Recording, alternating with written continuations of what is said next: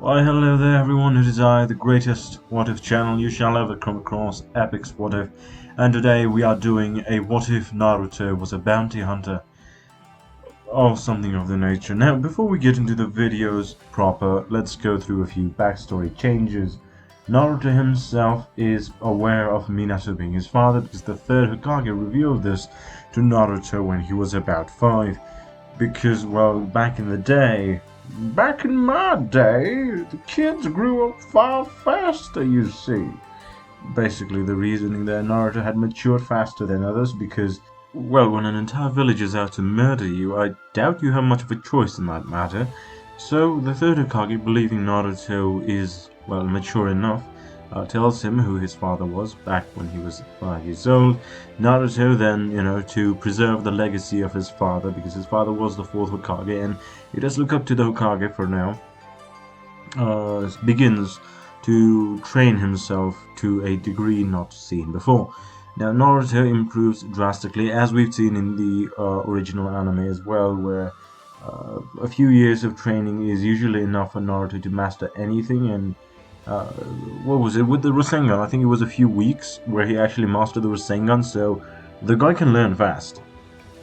So he, begins training himself from 5 years old, which I think about 2 years later is when the Uchiha genocide happens, more or less, where all members of the Uchiha clan get murdered by Itachi and he leaves the village. Now, when he was 5, I think we could go this route where the third Hokage introduces Naruto to Itachi and Shisui, because those two were probably the best people to teach Naruto at that young age, because they wouldn't be much older than he was. I'd say about 10 years older than he is. They would be a decent fit to teach Naruto, and because of his connection to Itachi and Shisui, I can see Naruto meeting up with Sasuke as well earlier than in the original, and developing a decent base for the friendship that they're going to have in this series, rather than the utter hatred from one party and jealousy from another that we had in the original. Now, let's continue on.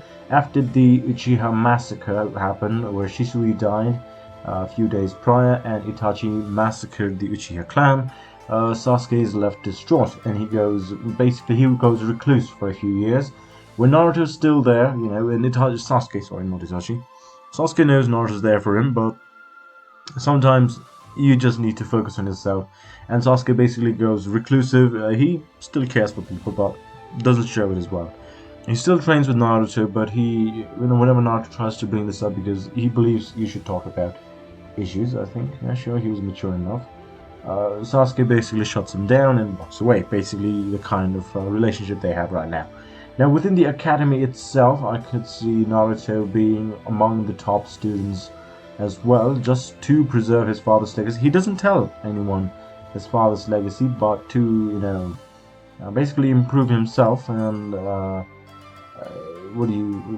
to basically pick up the mantle of the Hokage after his father. He would probably train himself to a point where he could be considered among the top students alongside Neji, Sasuke, and Shikamaru as well. Yeah, Shikamaru would probably be there, mostly because of his intellect. Now, Naruto, would he have fangirls? I doubt it. I do doubt it. He would be famous, just not fangirl famous. That would still be reserved mostly for Sasuke, because chicks dig the emo, apparently. I don't know. Let's see. We can jump up to the end of the academy. In this case, unfortunately for Mitsuki, it doesn't quite work out the way in the original, because Naruto's not a failure. But he does get, let's say, he gets another random student to try and steal the scroll. And, how do we put Naruto into this context here? Because I do want him to learn the Shadow Clone Jutsu.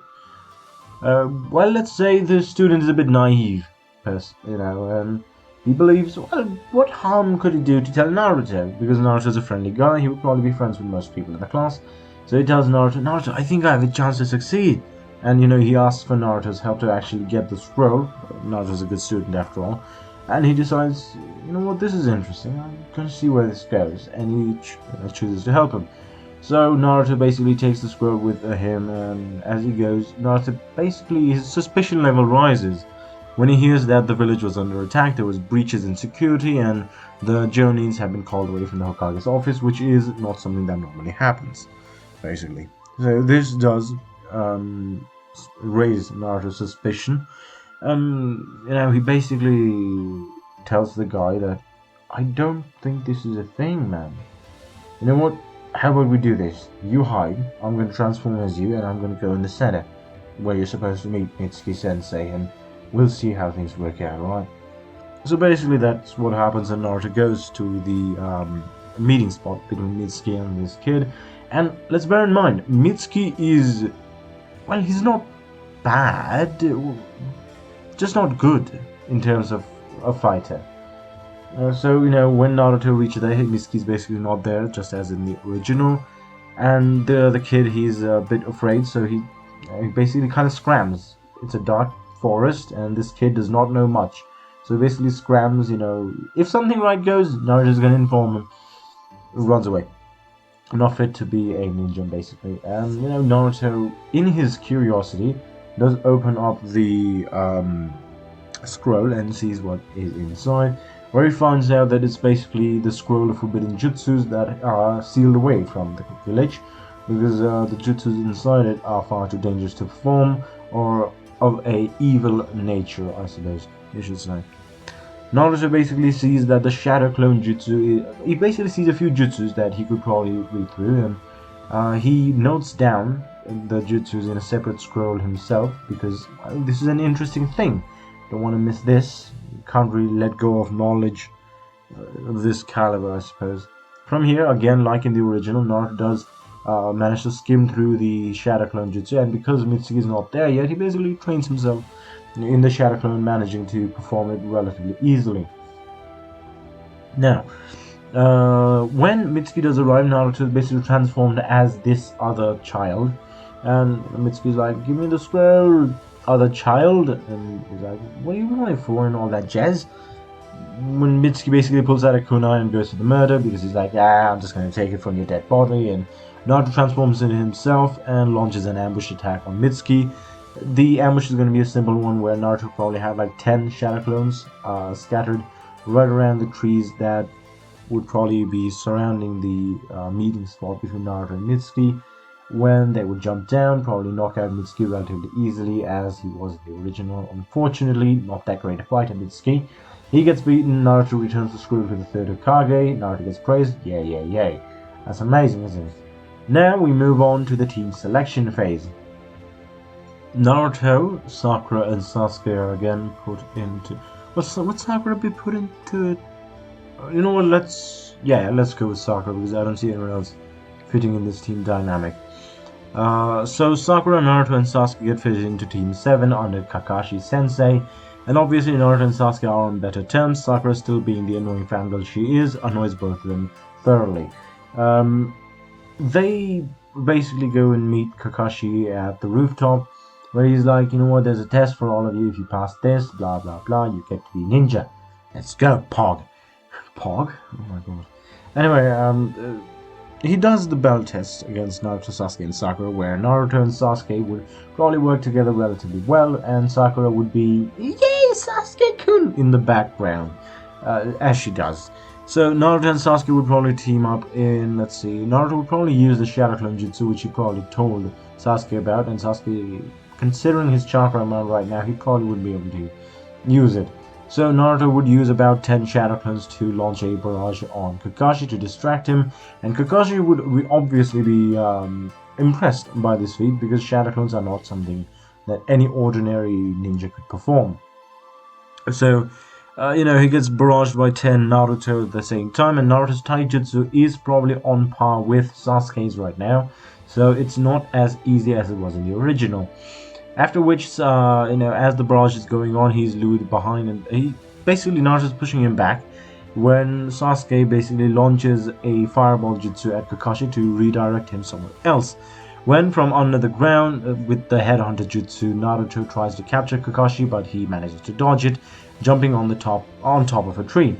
When Sasuke uses his ninja wires, because those were a thing that was used early on, to try and capture Kakashi, but it fails horribly as Kakashi just transforms into a log, or rather substitutes himself with a log, and just disappears into a puff of smoke.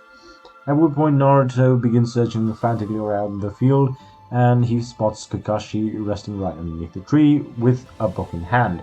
Now, Kakashi at this point, he feels it's a bit tough, so he decides to, pull down his Sharingan and see how things how they're gonna fare, basically.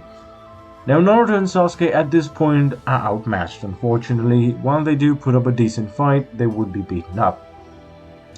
Naruto uses about 20 Shadow Clones this time around to try and keep him busy, but most of them are being popped at, basically every punch being thrown pops a Shadow Clone. At this point, Naruto is basically going through a battle of attrition against Kakashi, because bear in mind, Naruto's chakra pool is that of an Uzumaki, and those motherfuckers have some deep pockets. So Naruto basically, he keeps on launching more and more Shadow Clones towards Kakashi, and some of them go for taijutsu, some of them basically launch basic fireball jutsus towards Kakashi to try and wear him down. His Sharingan is starting to take a toll on him, and at this point, Sasuke launches himself from behind, trying to use a Phoenix Fire Jutsu, which he's been trying to perfect for the past 2 years, I should say. Because, he wants to beat Itachi, and Itachi is to do that, you understand. Kakashi barely manages to dodge this, just, it does manage to graze him slightly, and this moment of lapse? Yeah, this little moment where Kakashi, is basically unfocused on Naruto. He managed to launch a kunai towards the bells that were hanging from his pocket, and he managed to sneak both of them. He manages to basically nick both of them, with Naruto and Sasuke getting one each, whereas Sakura is on the sidelines cheering Sasuke on like, "Yay, Sasuke-kun!" She fails, as Kakashi would say, and she gets tied to a pole. Naruto and Sasuke share their meals, and Kakashi pops back in like, "You passed! Good job, your team!" Now, we move on to the first few months of their training, or whatever you want to call it, where, Kakashi is teaching them how to, mold chakra better, and, basically climb up walls and trees and walk on water. Basic stuff. Yes, there we go. After a few months of this, they get a quest where Naruto also, he's a bit bored and he's like, "We need better quests." And, they force Kakashi to try and get a higher level mission, there we go. And they get the Land of Waves mission, where they have to escort Tazuna toward the Land of Waves so he can finish building a bridge. As they were going, they get attacked by the two demon brothers, and it is around this moment that Naruto develops a thing for bounty hunting as well. Where he's like, "Oh, this can bring me money, you say?" Because it's basically like hunters hunting dangerous prey for the thrill and also for the experience. Naruto mostly wants to do it for the experience, to see if he's actually, worthy of his father's mantle. Basically, that's what this is.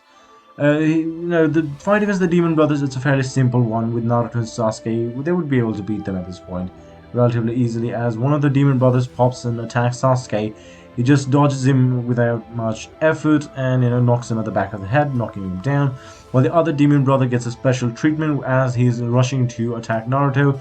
Two Shadow Clones pop up from behind him and smash him, basically smash him on either side of the cheek, I suppose, you should say. And he gets knocked out as well. So that's that, I suppose. The Demon Brothers are relatively small bounties, so, they would get some payout of cashing them as well into the Hidden Leaf. So that's something, I suppose you should say. After, the Land of Waves, where Tazuna basically reveals, there's this guy. I forgot his name, so I'm going to go with Mob Guy. The Mob Guy, who's basically threatened him with death should he invite anyone here and all that jazz. And, pay money because Mob. Now, Tazuna basically, Naruto, Sasuke, Kakashi, all of them, basically give him their word that they're going to protect him and see this through to the end. Now, as they would be moving towards the village, Tazuna would be attacked again this time by Zabuza, obviously. Now, Zabuza would be difficult-ish, but not as difficult as it was in the anime. Again, he was not that difficult in the anime for Kakashi to beat, mind you. Now, Zabuza launches the attack, and Kakashi is essentially the one he's going to go after immediately because he is the biggest threat on the battlefield. Now, Sasuke and Naruto would basically be told to keep Tazuna company, or rather protect Tazuna from any other ambushes that might occur, while Kakashi himself deals with Zabuza. Now, Zabuza is immediately put on the back foot as Kakashi begins using his lightning jutsus and his lightning clones to basically get the better of Zabuza. He uses the headhunter to try and pull Zabuza down. Almost gets him. He gets one of Zabuza's legs, which he pulls down on the ground, and Zabuza is in a bit of a precarious position, after which he's basically on the back for the entire battle. Eventually, as Zabuza is basically close to losing the battle, somebody basically pops in with Senbone, knocks Zabuza out, or kills Zabuza, I suppose you should say. Well, basically he's like, well, I've been tracking this guy down for a while, so thank you for this. I'm gonna cash the bounty on his head in the Land of Mist. And he basically takes Zabuza and goes away, with Kakashi finding this entire thing a bit sketchy. Along with Naruto, but he is the same. I'm gonna cash the bounty on this guy. Yeah, that was natural as fuck, wasn't it? Well, let's move on. After they reach the Land of Mist, now at this point of their journey, Naruto, Sasuke, and Sakura as well, they basically mastered the art of walking up along walls and walking on water. So Kakashi is going to be teaching them different stuff. Sasuke is probably going to be taught how to use his Sharingan better. Naruto is definitely going to be more focused along how to utilize the Shadow Clones better, while Sakura is going to be focused on how to be a better character. Probably gonna fail on that one, sadly. And now Naruto, Kakashi, fucking what the hell's happening to my voice? Also, do forgive me if my voice sounds a bit different. I've basically, well, the season just changed from monsoon-ish to straight winter, so I'm gonna be sick for the next few days. So my voice is definitely gonna be a bit weird. So do forgive me for that.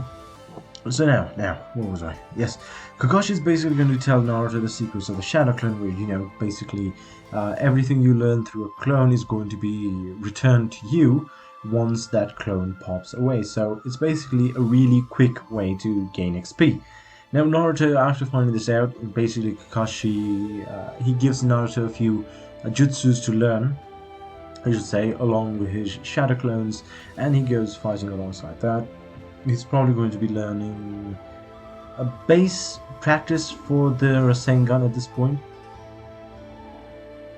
It would probably be in the scroll that Naruto swiped as well, but he's not gotten to it yet. He's going to be, after Kakashi's advice, he's finally going to get through to learning the Rasengan right now. Well, what is he going to teach Sasuke? He's probably going to teach Sasuke the beginnings of the Chidori, where he can, going to teach Sasuke to mold chakra in his hands and basically weaponize that shit. So, that's something that's going to go there, I guess. Now, after this, again, we're going to start moving on where the second battle with Zabuza occurs, which is going to go as it did in the original, with Zabuza and Kakashi being relatively on par, until, Kakashi gets trapped in the water bubble, where Zabuza basically trapped him using one of his jutsus, at which point Haku also arrives. Now, Haku's arrival immediately brings trouble to the boys, and the girl, I suppose, as Haku is a bit above their current level, and, how are they going to beat him? Well, let's go with this. Naruto is going to be using his Shadow Clone, and since he has been learning things for the past while, he's basically going to be better than he was in the original, and he was already putting up a relatively decent fight in the original as well. Now, Naruto and Sasuke together would probably be a decent match for Haku until he uses the whole ice prison jutsu that he had. But so far, Haku's on relatively equal footing, so he hasn't felt the need to use that yet. At which point, one of Naruto's clones turns into a kunai, as opposed to the original where he was a giant shuriken, I think. And Sasuke basically tosses this towards Haku, or towards Kakashi's bubble, which Haku dodges. And, at this point, Kakashi gets to teleport himself with the other one. How does this work? I know how this works. As the kunai reaches closer to Zabuza and Kakashi, it basically transforms into Naruto launching a fireball jutsu, forcing Zabuza to break contact with the jutsu that he was molding to basically keep Kakashi intact, or rather imprisoned. Now, after this whole fiasco goes down, Haku basically puts Sasuke and Naruto in the ice prison jutsu, where Kakashi basically reveals his Sharingan to Zabuza and begins fighting him seriously. Now, within the ice prison jutsu itself, it's going to be much easier than it was in the original. One of the initial plans would probably be to create shadow clones to basically take the Senbone strikes that Haku would be sending their way to protect their original bodies. At this point, they both come up with a plan, and they basically enact the plan where Sasuke will, he'll launch a fireball jutsu towards Naruto, and Naruto, after he started learning the beginning phases towards the Rasengan, where he can start, molding air chakra around his hand, which would basically work as a giant fan, more or less. And when Sasuke launches the fireball jutsu towards Naruto, and Naruto launches this swirling chakra of air towards the fireball, it basically creates a gigantic fire vortex that is going to start melting the ice faster than Haku can replenish them, at which point Sasuke, using his Sharingan, manages to notice the real body that Haku had, and he launches an attack towards Haku, getting him in the gut.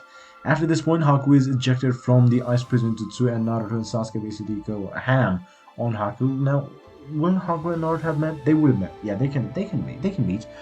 When Naruto was training with his shadow clones, after a while he would probably want to rest, where he would definitely meet Haku. He would have that awkward interaction where he's like, wait, you're a guy? And that whole stuff, I suppose.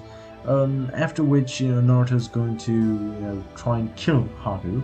And not due to rage, it's going to be mostly, well, he's a threat, we need to deal with him, so I have to go for this. That kind of situation.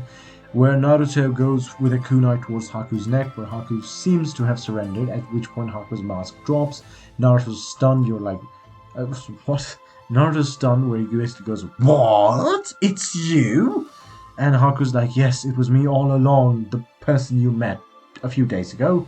And, Zabuza basically begins losing at this point. Haku goes in front of Kakashi's Chidori, takes it through the heart. Haku dies, Zabuza cries. It's a very sad day. At which point, mob boss guy, I should definitely learn his name, but I'm not going to speak of him after this, so I suppose it's unnecessary. Anyway,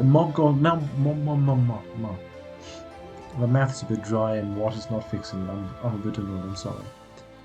A mob boss guy basically comes through here at this point, and he's going to get beaten as he was in the original by Zabuza alone. We're going to have Zabuza die like he did in the original again. So Zabuza dies, it's very sad, all that jazz, and Naruto, he begins contemplating a few things as well.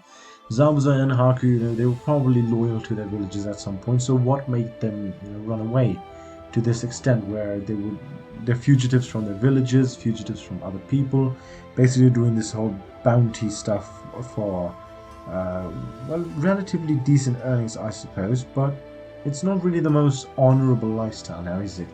So Naruto begins pondering that, at which point they return, and everything else continues as it is. This is where we're going to cut off this video for now. I definitely should consider, every time I record, let's go with it. Let's go with this. What am I talking about? Yes, every time I record a video, I basically think to myself that I'm going to make it short. I'm going to make the first episode as short as I can, go through the entire backstory and the minor changes that I made here and there, and the next video, the next part where usually it's the tuning exam, starts in the first episode itself, but it never does. I can never do it. So, I suppose this is going to be it for this video. I'll see you in the next one soon enough. Do forgive me, I wasn't able to post on time because I had guests over at my house, which basically prevented me from recording at any point, because every time I wanted to record, there would basically be someone in the background just yelling, talking, conversing, and it gets annoying real quick. So forgive me for that. Even right now, there's dogs barking in the background as I'm doing this almost at midnight. of my time. So I'll see you in the next video. Until then, peace out. And please, if you guys like this video, please like, share, and subscribe. It means a lot. And obviously comment down below what you thought of the video. And until the next one, peace out and have a good day.